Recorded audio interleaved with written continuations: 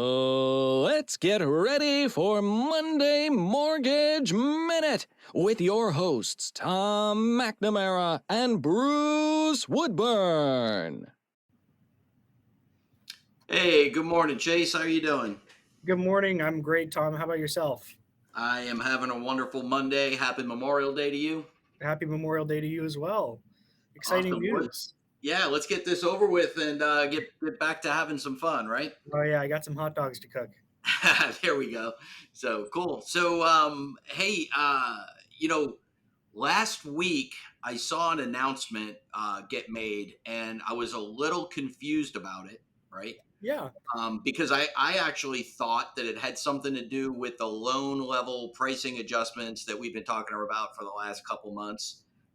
Turns out I was wrong, and you helped me understand that. But I thought that would be a good thing for us to share. right. So Yeah. let me go ahead and throw this announcement up, and then we can talk about it real quick. All So, right.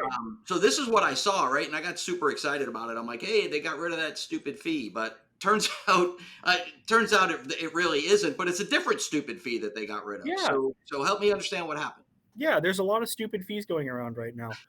So this fee was actually going to be applied to anyone who had a debt to income ratio over 40% on FHA. So a debt to income ratio, just to give you a broad understanding of what we use that for, that's your proposed housing expense plus all of your consumer debts that show up on the credit report divided by your gross income, right? Got it. So that ratio needs to be at or below 40%. FHA allows you to go up to, in theory, a ratio of about 55%. Oh wow. Okay. So there's a 15% range here in your debt to income ratio where you would be incurring this fee. And the real truth of it is that if you're going FHA, the reason you're doing so is either because your credit score isn't, in conventional territory, or you have a higher debt to income ratio, right? So this is really Ginnie Mae, who is the investor behind FHA, VA, and USDA. This is them really biting the hand that feeds them in this case, because these high debt to income ratio borrowers are really their bread and butter. So we took this information that we got in January. We cried and we moaned and we complained about it enough to where they said, you know what? We're going to wait to roll this out. It needs more time in the oven. Let's wait until August to roll this out. Everyone is still complaining and complaining and complaining. May rolls around and now we're here and now they're getting rid of this fee entirely. So this never went into effect. And Gotcha. Okay. yeah, and this is something that we were talking about prior to this, which was the loan level pricing adjustment. The loan level pricing adjustment that we've been talking about is specifically for conventional loans. And that was designed to actually make it favorable for people who may be on the cusp of the FHA and conventional loan, right? Someone who can probably go for both, but they're not necessarily well qualified for either, right? Okay. So that loan level pricing adjustment was really beneficial for people in the 680 to the 690s to even the low 700 credit scores. This is just hurting people who are trying to qualify and may just be getting by on the skin of their teeth. Yeah, this what this feels like to me is it feels a lot like an overdraft charge. Right. It's like, hey, you don't have enough money, so we're going to charge you money, right? Yeah, we're going to I charge mean, people that don't have any money more money. right, Right. right. Yeah. It's I don't know, man. It's like it's like they want you to borrow money to buy houses and keep the economy going, but they don't, right? Yeah. I mean, you could say that about our entire economy right now. We're in a very conflicted position to where everyone's trying to grease the gears and get the economy moving, but then you have these agencies and the reserve trying to put the brakes on. We did Right. get some more news about that the Treasury was not looking to, or the Reserve was not looking to raise the interest rates again. Hey, Right? let's talk about that real quick. Let Yeah. me let me get us back to this. Get that off of there. So yeah. So first of all, good news on that. It's not going to change anything because it was never implemented. But Right. the good news is the bad change that was coming not happening. Right. So Got that's really cool because that shows that if you raise a big enough stink, even these big agencies that we see as untouchable, you can make a change in that. Let's see if we can do that with the IRS, right? Let's see if we can.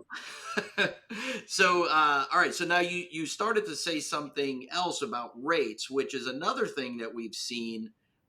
Starting to see some different communications coming out of the Fed Yeah. about we're going to continue to raise rates, or we're not, or we're going to pause. I don't think anything's definitive yet, right? No, nothing's definitive. Jerome Powell just kind of hinted at the fact that they think that they're not going to raise rates for the June Fed meeting. So that's not something to be set in stone yet. But let's be real with ourselves here. When does the market ever react to things that are set in stone and not just to rumors? Right? Well, it always, that's, I mean, that isn't that the advice for the actual market is, buy the rumor, sell the fact, right? Or something Yeah. like that, Yeah. right? So, I think they float these trial balloons to see what the response is going to be and then implement based on that, or at least Right. take that information into account, And this is not an unusual situation. We've been seeing rates fluctuate pretty unpredictably and pretty wildly when it comes to these Fed meetings that we're talking about here, right? So Right. what the market's been doing and what the rates have been doing is right before the Fed meeting happens, everyone tenses up. The rates go up, everyone gets really concerned because they're thinking the rates are going to go up by a lot more. And then we were anticipating a half point increase. Well, when the increase is only 0.25%, everything snaps back into place and goes even a little bit further down, right? So we're seeing potentially the same thing happen now with this change and them looking like they're trying to take their foot off the brakes, right? That's going to signify that the market is actually starting to, at least in the eyes of the Fed, make a change that seems to be a little bit more beneficial to the market. Gotcha. Yeah. And I mean, the thing is that I haven't seen inflation really abate at all, right? No. I mean, I think it's still just as hard as it was 2 or 3, 4 months ago. Oh, But easily. I think, and hiring is still strong, although you're seeing layoffs. I saw in the same day, I saw Disney was laying off 10,000 people and SeaWorld's hiring 10,000 people. Now, Right. they're very different jobs, right? The Disney jobs are not park jobs. They're mostly higher paid, production, Right. management, Administrative. those Yeah. kind of things. And SeaWorld is mostly hiring in the parks, which are lower paying jobs. Right. But the job market seems to be schizophrenic as well, going both up and down at the same time. Wages are still rising, to try to catch up with inflation, which unfortunately is probably going to cause a little more inflation, right? Yeah. Because businesses are going to have to pass those costs on. So it's really, really interesting. I certainly don't think we can predict what the heck is going to happen. But I'm encouraged by the activity that I'm seeing in the real estate market. I mean, I put another customer under contract last week, and they're gonna move forward. I've got several customers that I'm working with. The big problem right now is no inventory. Right. Yeah. That's what you're saying. You say, well, I've got all these qualified borrowers that are desperately looking to get into a house. Their lease is up, or they have to re-sign, and it's going up by $500 a month. But Yep. there's just no houses for them to buy. Yeah. It's Yeah. crazy, Yeah. and that's a good sign for the appreciation of housing as an asset still, at least in the state of Florida. Right. Yeah, it's definitely continuing to be propped up here. I am seeing signs of some slowdown in some other markets, but this market for sure is not. And I saw something the other day that was they were predicting a number of markets were actually going to continue to rise, and about 8 of those were in Tennessee. Tennessee, I believe it. I believe it. Tennessee, for whatever reason, is on the up and coming. A lot of people that can't afford Florida, Tennessee looks like a good option for them. It does. It does. My son just moved up there. So, Okay. yeah.